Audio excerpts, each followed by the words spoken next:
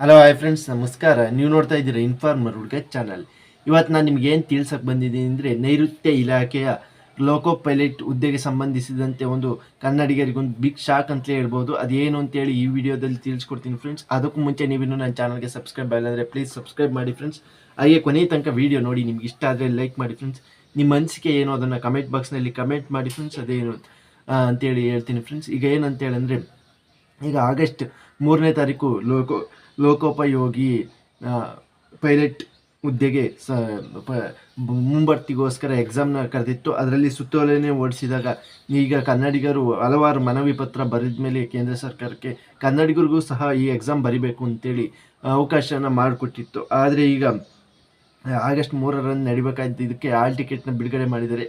ಆದರೆ ಏನು ಸಮಸ್ಯೆ ಆಗಿದೆ ಅಂದರೆ, ಅದರಲ್ಲಿ ಇಂಗ್ಲೀಷ್ ಅಥವಾ ಹಿಂದಿ ಭಾಷೆಯಲ್ಲಿ ಮಾತ್ರ ಬರಿಬೇಕು ಅಂತೇಳಿ ಮೆನ್ಷನ್ ಮಾಡಿದ್ದಾರೆ. ಇದರಿಂದ ತೀವ್ರ ಸಂಕಷ್ಟಕ್ಕೆ ಒಳಗಾಗಿದ್ದಾರೆ. ಯಾರು ಆಕಾಂಕ್ಷಿಗಳಿದ್ರು ಅವರು ತೀವ್ರ ಸಂಕಷ್ಟಕ್ಕೆ ಒಳಗಾಗಿದ್ದಾರೆ. ಏನು ಮಾಡೋದು ಅಂತ ಗೊತ್ತಾಗ್ತಿಲ್ಲ. ಇನ್ನು ಉಳಿದಿರೋದು ನಾಳೆ ಮಾತ್ರ. ಈಗ ಒಂದು ದಿನದೊಳಗೆ ಯಾವ ರೀತಿ ಪ್ರಿಪ್ರೇಷನ್ ಮಾಡಬೇಕು ಅಂತೇಳಿ ನೋಡ್ತಾ ಇದ್ದಾರೆ. ಇದು ಒಂದು ಬಿಗ್ ಶಾಕ್ ಅಂತಲೇ ಹೇಳ್ಬೋದು ಈಗ ರೈಲ್ವೆ ಇಲಾಖೆಯಿಂದ. ಅದರಿಂದ ಈಗ ಮುಂದಾದರೂ ತಿದ್ದುಪಡಿ ಮಾಡ್ಕೋಬೇಕು ಅಂತೇಳಿ ಕೇಳ್ಕೋಬೇಕು friends.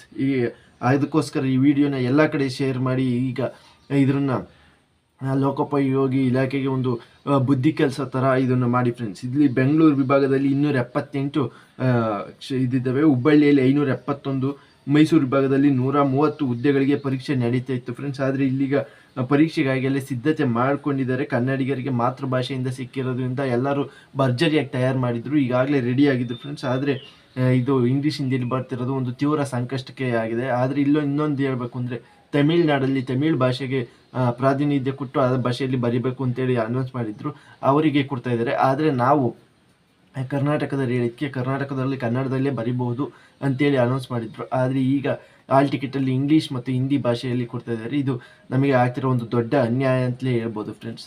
Thank you for watching. Please subscribe ಮಾಡಿ ನೋಡಿ ಫ್ರೆಂಡ್ಸ್.